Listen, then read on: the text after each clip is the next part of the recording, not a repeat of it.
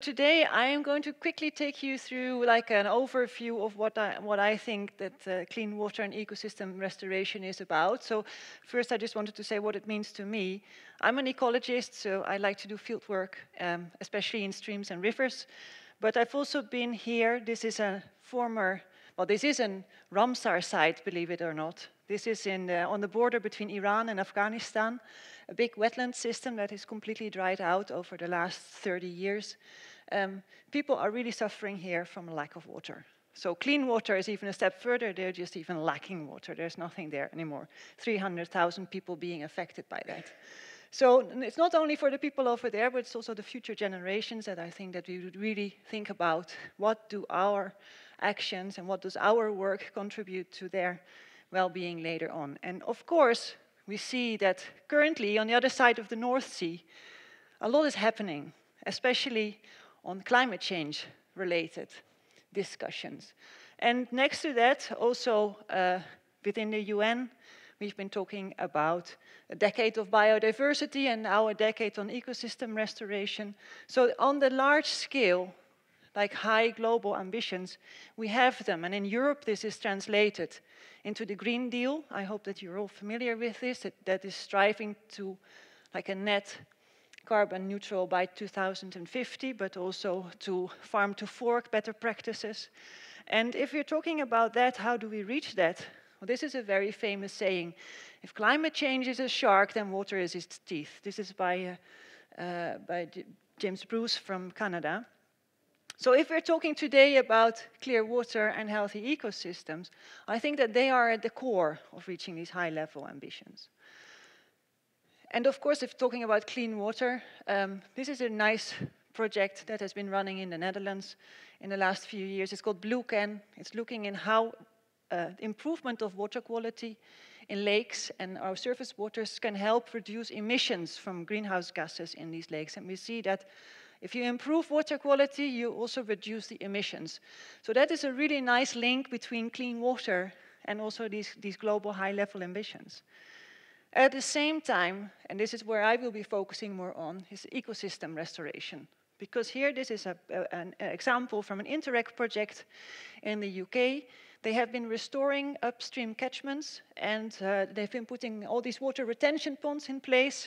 You see that that reduces peaks of when rain is falling.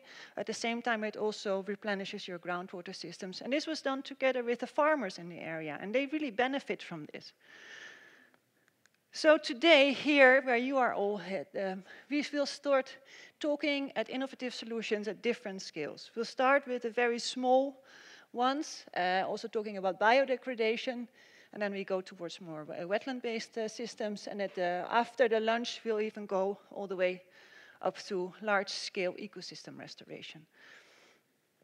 So as, for example, the Markerwadden is the one in the Netherlands that is really famous at this.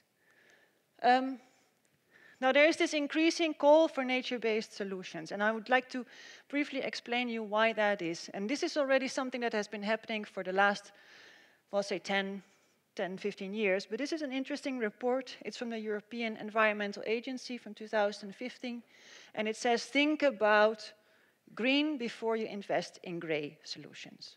So that is already a first call for that. And this was followed also by, for example, this one on nature-based solutions for water from the United Nations in 2018. And they also say work with nature rather than against it. So it's the same type of call in a way. And just recently, this future brief came out in February 2021 from the EU.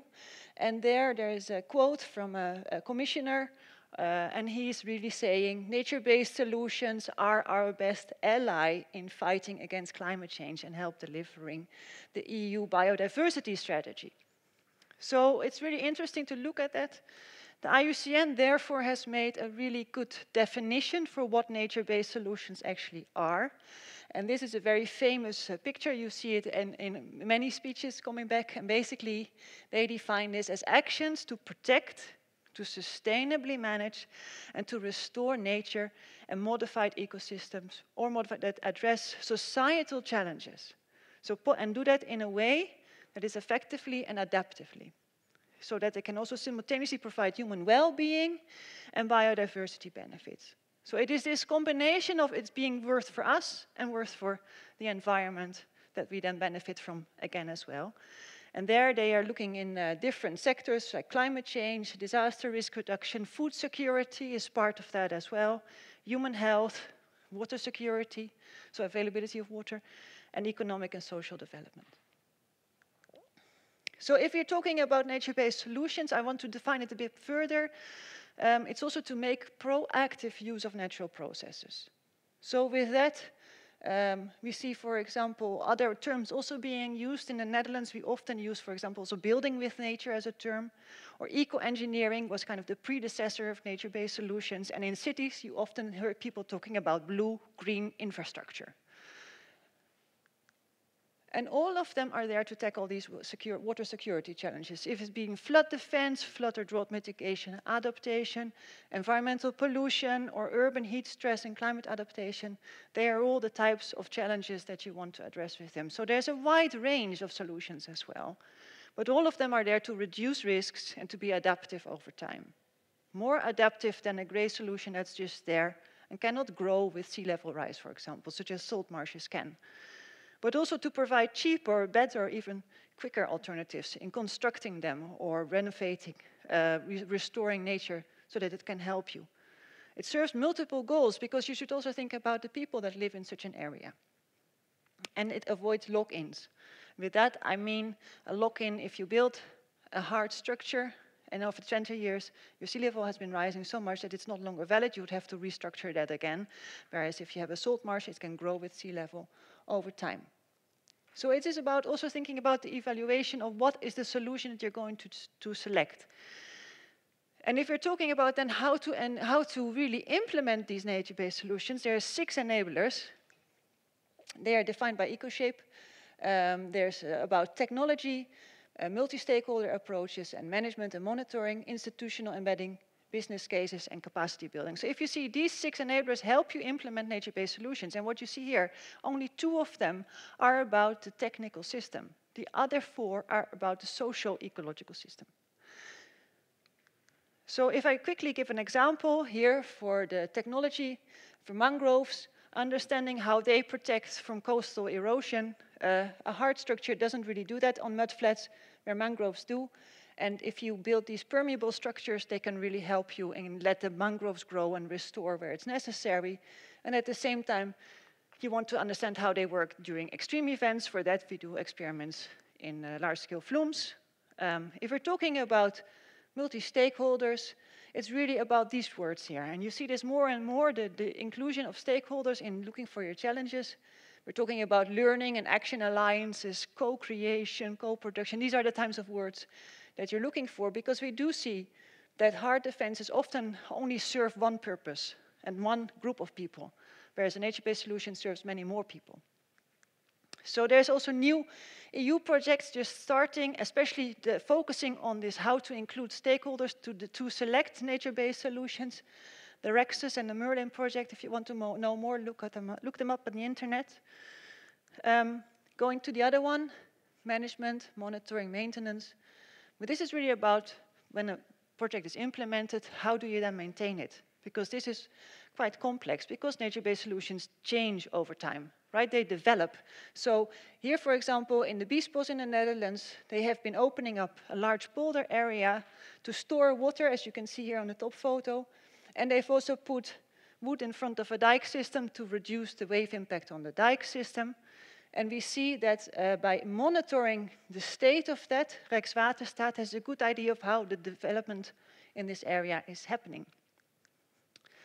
But in order to really implement nature-based solutions, we see that this is just right now, it's will and leadership.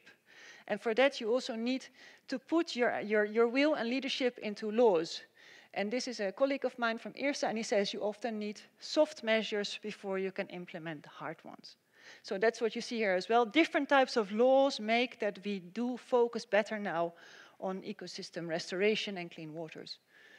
And if we're talking about the business case, there's more than just one benefit.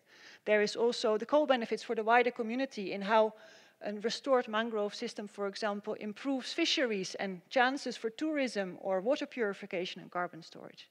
And if you look at that, we see that there's a recent document came out that actually says nature-based infrastructure is up to 50% cheaper than building a grey solution and provides the same type of services. It can be that these services come later in time because it has to develop a bit longer before it happens. So return on investment is one of those things that investors talk about. And you have to convince them that it may take a bit longer before you really get that. The last one, capacity building, well, that's what I'm doing here, right? It's where we are talking with people, but there's lots of platforms and communities to share this knowledge. From the World Bank, from the large banks, there's lots of things to find. Also, international cooperation platforms and communities of practices are there.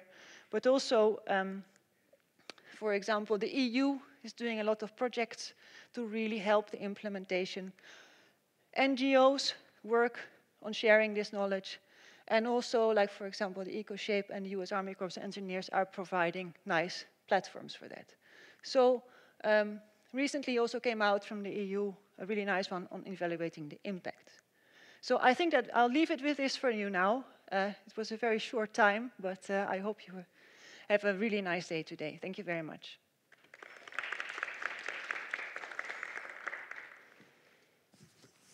Thanks a lot, Alice, for this inspirational and beautiful illustrated talk.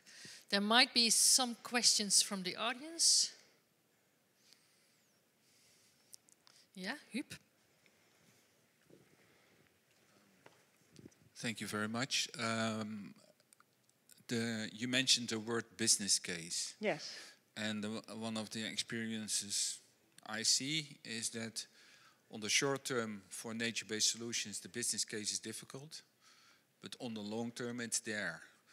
Yeah. But you see that many authorities and public and so are only thinking on the short term. So how to connect the short-term business case to the long-term business case? Well, I think actually that your question is really relevant, but also the thinking is currently very much changing in this. And I now see private investors also realizing that there's money that can be made with nature-based solutions. And they are much more willing to do so. And this is very, very recent. So we see also the EU is now having a call out on, for example, the economics of nature-based solutions. So to really also provide not only like the cost, the socio-economic cost-benefit analysis to provide an evidence base on what it brings you, but also new financial structures. And there's more like public-private partnership in doing that, getting large-scale companies like Coca-Cola or Danone or Nestlé in to help, because they also see that they have a responsibility. And it's good to hear, to see also that it's becoming hip for private investors to start investing. So that helps. Also because you have these multiple goals. Yes. Do you have any idea what's the unexploited potential of nature-based solutions? So in terms of quantities, how much do we now do with hard infrastructure which we could do with this green nature-based? Well, we made an analysis of, for example, how we can use the nature-based solutions to strengthen dikes in the Netherlands, and there's about 1/3 of the amount of areas that needs to be reinforced where nature-based solutions could play a role. And the big challenge that we now face is really in the upscaling and doing it quick, because we do see that we're running out of time, right? And it takes time to get people to move. And that is really the biggest challenge. So the Merlin project, which just had its kickoff yesterday and the day before, there's really about how do you upscale? What are your scalability plans? And do you do that both within your own system, but also how can you upscale even further? And that is where the big discussions are now. Interesting. Our last quick questions, and then we will move on. You spoke of farmers that were really happy to implement these ponds. Now, how central in nature-based solution is the role of farmers? It depends on where you are, but in many of them, farmers are part of you. I mean, you have to. I think that this is the big change in thinking, that no longer we need to look for solutions that fit one single goal. Right? So, and we're working within a catchment. And within a catchment, there's different sectors, and farmers are one of them. So from that perspective, they are part of that, and they also play their role. And that is not only in the upper catchments where you have agriculture, but also we see it, for example, the coastal restoration with the mangroves cases.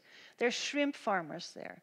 And they have unknowingly often been reducing the quality of the mangrove forest, but by educating them, we can see that, okay, if we restore the mangroves together, you can get a better benefit in your fishing and your farming and your shrimp farming, for example.